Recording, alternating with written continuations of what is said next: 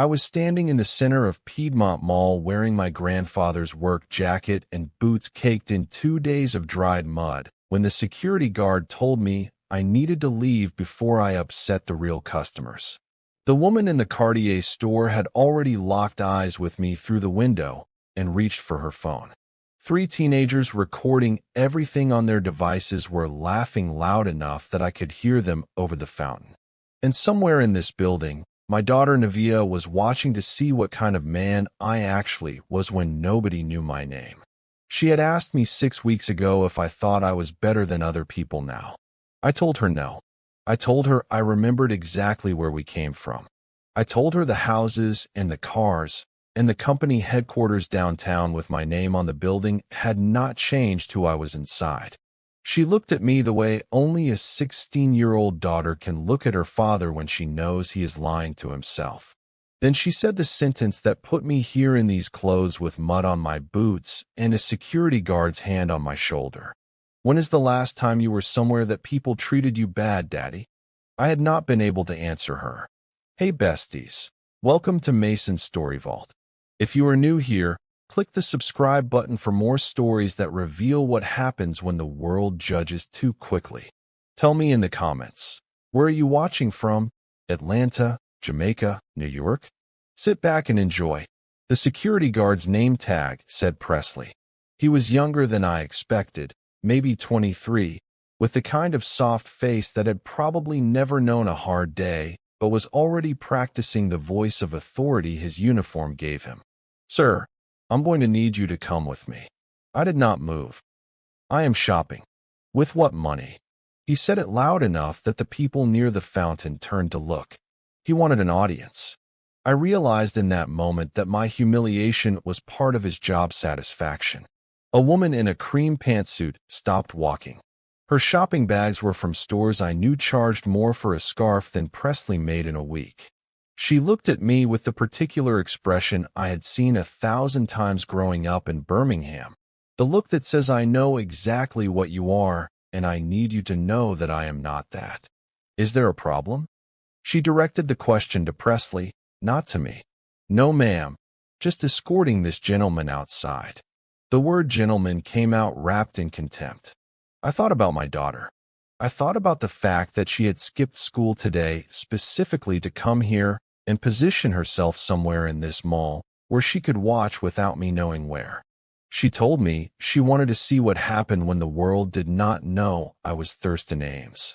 She wanted to see if I would become someone different. I had told her she was wrong about me. Now I was about to find out if I had been telling the truth. I would like to shop in that store. I pointed to the Cartier window where the woman inside was still on her phone, still watching me. Presley's hand tightened on my shoulder. Not rough yet, but getting there. Sir, you need to leave now, or I will call the police. For what? For trespassing. This is a public mall. This is private property, and you are making customers uncomfortable. The woman in the cream pantsuit nodded as if Presley had just said something wise. 2 more people stopped to watch.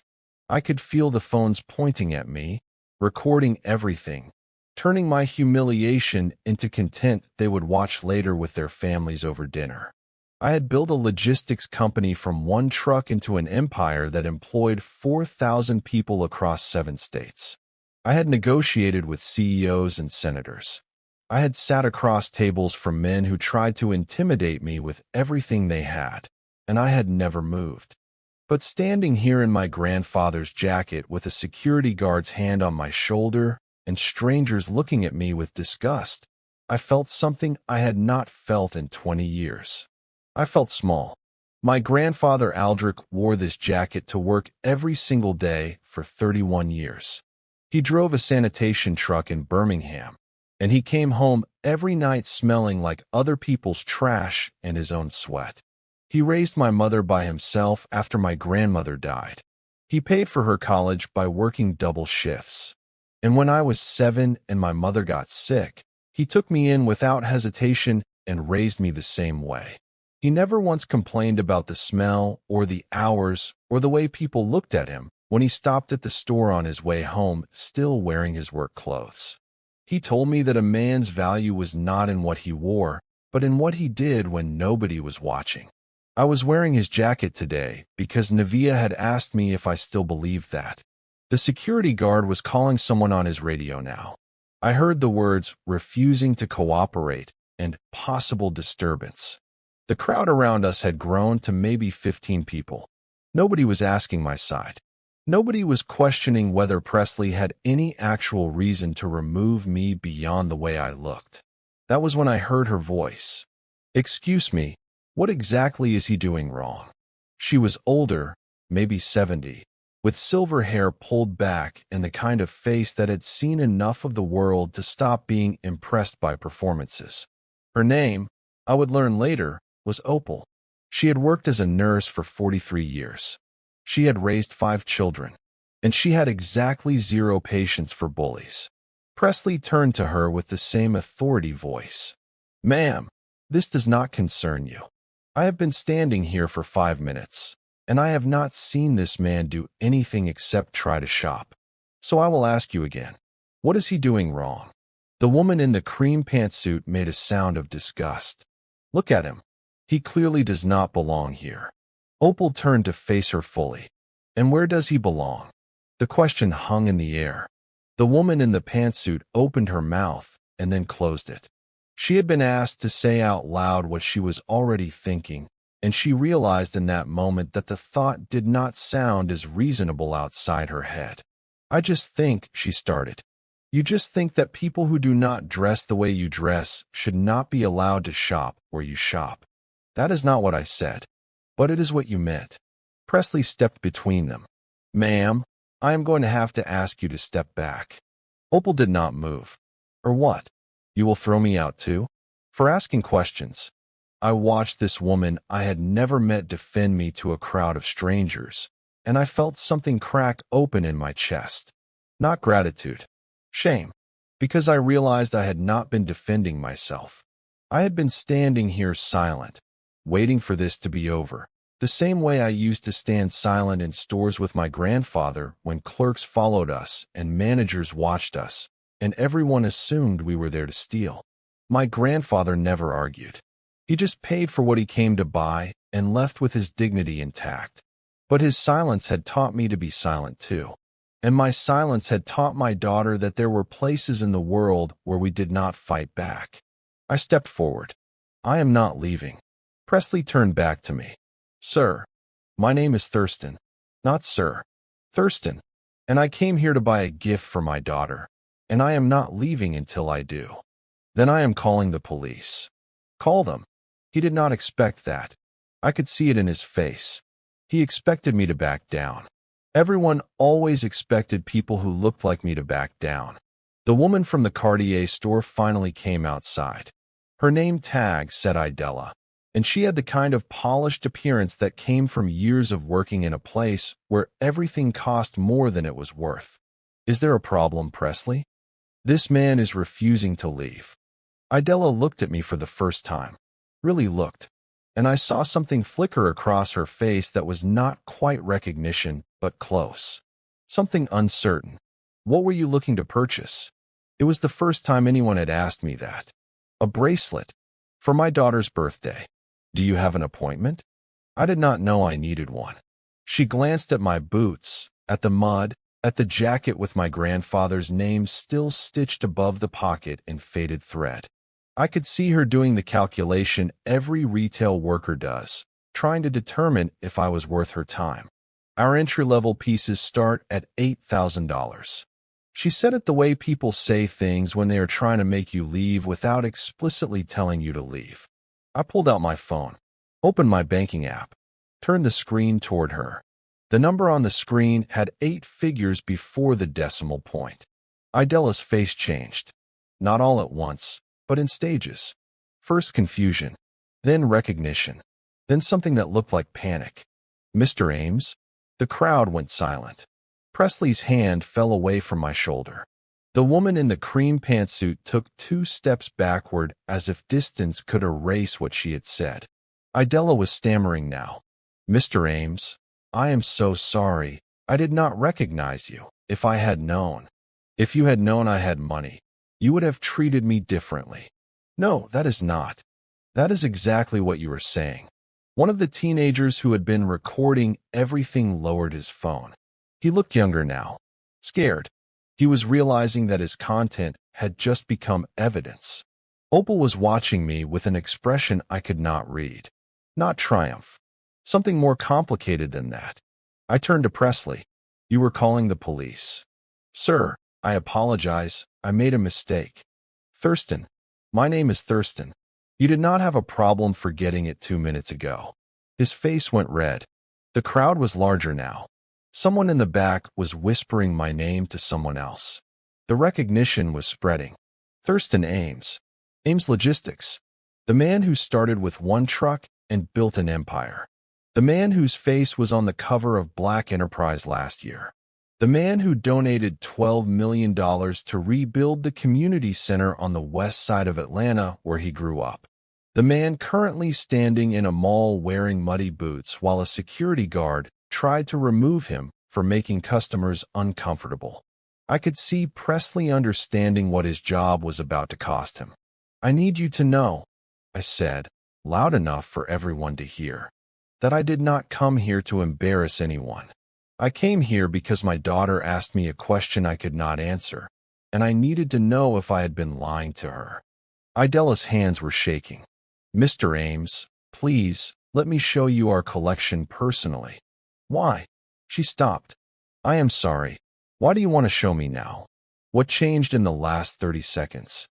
She did not have an answer that would not indict her. I looked at the woman in the cream pantsuit. She would not meet my eyes. I looked at the teenagers with their phones. They were still recording, but they had lowered the cameras slightly, as if they were no longer sure what kind of story this was. I looked at Opal, the only person in this building who had defended me when she thought I was nobody. Thank you, I said to her. She nodded. You should not have to thank me for basic decency. But I do. And that is the problem. I turned back to Idela. I am going to buy a bracelet today. Not from you. From whatever store in this mall treats me like a customer instead of a problem. And then I am going to leave. And you are going to think about what happened here. Really think about it. Not about the fact that you did not recognize me. About the fact that you did not think I deserved respect until you knew I had money. I started walking toward the exit. The crowd parted. Nobody tried to stop me. Presley called after me. Mr. Ames, please, can we talk about this? I did not turn around. We just did. If you're enjoying my story, hit the subscribe button, like and share to see how this moment changed everything that came after. I made it to the parking lot before my hands started shaking. I sat in my car with the engine off and stared at the steering wheel and tried to understand what I was feeling. Not anger. I had expected anger. But this was something else. Something older and deeper and more tired than anger. It was grief. Grief for every time my grandfather walked into a store and was followed. Grief for every time my mother had to prove she belonged somewhere. Grief for every version of myself I had left behind on the way to becoming someone the world decided deserved respect. And grief for my daughter, who already understood at 16 what I had spent 30 years trying to forget. That respect in this country was not something you earned. It was something you purchased. I did not see her walk up. I was staring at my hands on the steering wheel when the passenger door opened and Navia slid into the seat beside me. She did not say anything at first. She just sat there in her school uniform with her backpack on her lap, watching me the way she used to watch me when she was small and trying to figure out if I was upset. Finally, she spoke. You did not buy the bracelet. No. Why not? Because I did not want to prove anything to them. She was quiet for a moment. Then she said, You proved something to me. I turned to look at her. What? That you are still the same person. I did not realize until she said it how desperately I had needed to hear it. I thought you wanted me to fight back harder, I said. I wanted you to fight back like yourself. Not like them. I do not know if I did the right thing. She reached over and took my hand. Her fingers were small and warm and strong. Grandpa Aldrich would have been proud of you. That was when I started crying. Not loud. Not dramatic. Just tears running down my face while my daughter held my hand in the parking lot of a mall where strangers had decided I was not good enough to shop. Navia did not tell me to stop. She just held on. After a while, she said, "Can I tell you something?" Always. I recorded the whole thing.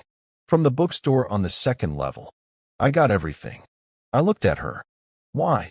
Because I knew this was going to happen. And I knew you would handle it the right way.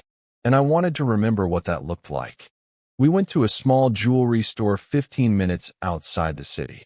The kind of place my grandfather used to take me when I was young, and he needed to buy my mother something for her birthday. The owner was a man named Royce who had been making jewelry by hand for 40 years. He did not care what I was wearing. He cared what I was looking for. I bought Navia a bracelet with her birthstone set in silver. It cost $300. Royce wrapped it himself and told us to come back anytime. We sat in the car outside his shop, and I gave her the box. She opened it and stared at the bracelet for a long time without putting it on. "Do you like it?" I asked. "I love it." She finally looked up at me. "But that is not why today mattered." "Then why did it matter?" She chose her words carefully. "Because I needed to know that when people treat you bad, you do not become bad to prove you are better than them." I felt the weight of what she was saying. "You were testing me," I said. "Yes." "And did I pass?" She smiled. It was the first real smile I had seen from her in weeks. "You did not have to pass, Daddy. You just had to be yourself." We drove home in silence. The kind of silence that feels like understanding. When we pulled into the driveway, Navia turned to me one more time. "Are you going to do anything about what happened?" I had been thinking about that question since we left the mall. "What do you think I should do?" "I think you should let people see the video." "Why?" "Because other people need to see what you saw today. That the way people treat you is not about who you are. It is about who they are." She was right. I posted the video that night. No commentary. No explanation. Just the raw footage of a security guard removing a man from a mall for the crime of looking poor. It went viral within 6 hours.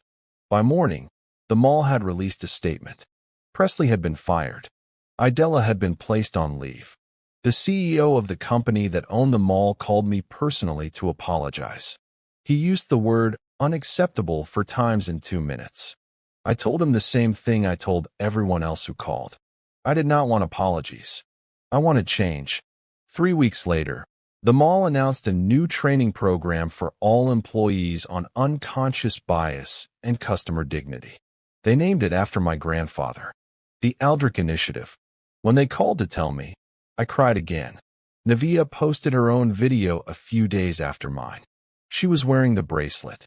She told the story of why her father wore muddy boots to the mall.